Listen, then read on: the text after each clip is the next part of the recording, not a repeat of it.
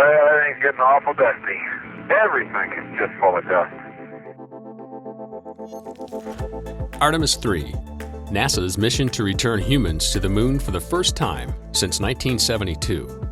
In a few years, 2 astronauts will land on the barren landscape at the South Pole, and the first thing they will encounter, other than 1/6 gravity, are tiny particles, kicked up by the descent engine on the Artemis 3 lander.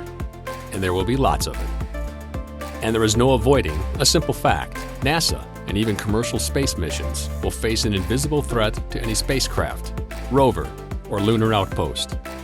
This invisible threat is represented by tiny particles of dust that hovers above the surface.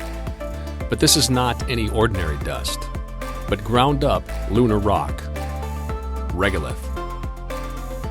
It will clog drills, scratch spacesuits, and tear holes in gloves. And because lunar regolith absorbs sunlight, electrostatic particles can cling to, well, everything. So what is NASA doing to mitigate the harmful effects of lunar dust and lunar regolith? The Power and Propulsion Division has created the Lunar Development and Test Facility, offering lunar environment testing capabilities for subsystem and system hardware and assemblies.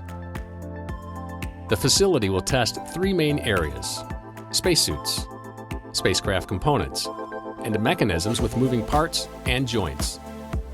This unique facility enables a range of lunar environmental testing and research needs.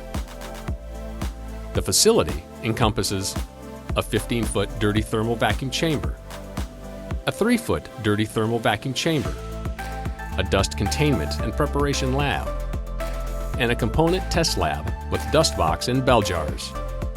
The facility will also have the capabilities to process and manufacture lunar regolith simulant, used for realistic and reliable testing of dust mitigation. The facility will help NASA develop dust mitigation technologies, countermeasures, and procedures that will be tested both here and on the moon with commercial autonomous rovers.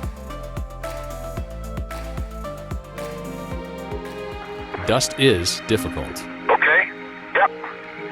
Remind me to dust my camera too, will you? Don't forget to dust your camera.